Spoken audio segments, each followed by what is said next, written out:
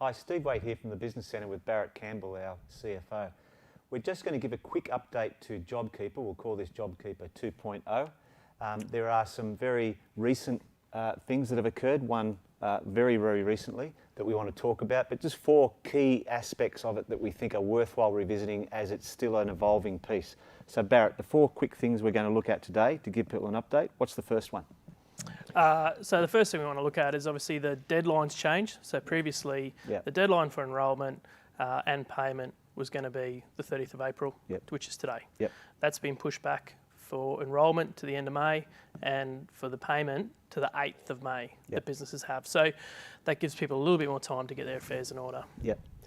The other thing is that, like all things in life, there are 2 sides to this coin. So what are the up and down? Yeah, there is. So if there's still people sitting on the fence about enrolling, and is, what I would say is there's a lot of bad press about JobKeeper, but it is a very good incentive for businesses that are still continuing to operate in some capacity. So, look, it's a case of don't believe everything you're reading. There's a lot of struggle in terms of funding this for businesses that are completely closed down, and those are real pain points. But there are other businesses that this scheme will work quite effectively for them. It will cover labour cost over the next 6 months and provide them some good opportunity. So what we're saying is you really need to look at it for what it is, and there are different perspectives on it, and you need to look at both sides of it. Which sort of leads us into our next step, Next thing is do the math, do the calculations. Do the calculations. There's some alternate tests that have been released, and some of them are a little bit mathematical.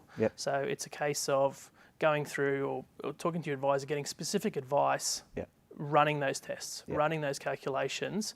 There is a really good one for a lot of businesses in our region around growth. So where they've had significant growth over the last 12 months, the last 6 months, or the last 3 months, it gives them a little opportunity to then compare their turnover not to 12 months ago, but to the last 3 months before that test period. Now that wasn't there to start with. That wasn't. They had alluded to some loose guidelines around some alternate tests they would consider for businesses in that position, but they firmed up their position on how to apply the alternate tests. So do the maths, seek specific advice. Okay. Now the other one is that this measure is starting to interact with other taxation domains. So in New South Wales, for example, what does that mean? Yeah, so the most important thing to remember about JobKeeper is this is going to be income taxed. So, for businesses that are getting a wage subsidy out of this, they've not had an impact in their workforce, but they are getting this payment. There is going to be a taxing point.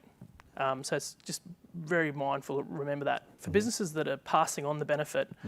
It's going to be income taxed in that they'll receive this benefit of revenue, they'll have the associated expense, and it should be a neutral outcome from an income tax. So they shouldn't be fearful of that as a reason not to enter the scheme, but it's something to be mindful of. And in New South Wales, there's some particular areas not yet resolved? Payroll tax and workers' comp are the 2 biggest ones. So for a lot of businesses, this is going to increase the amount of allowance they're paying.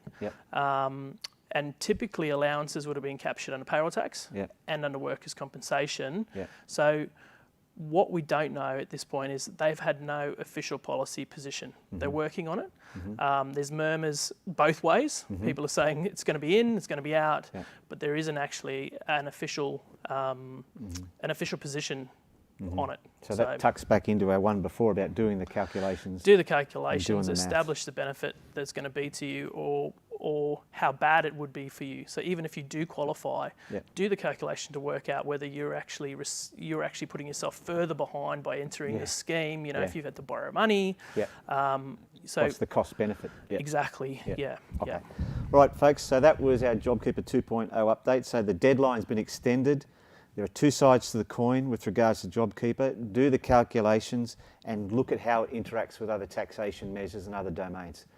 We'll keep trying to give these updates as much as we can. That's all for today. Thanks very much, Barrett, and goodbye from me. Thank you.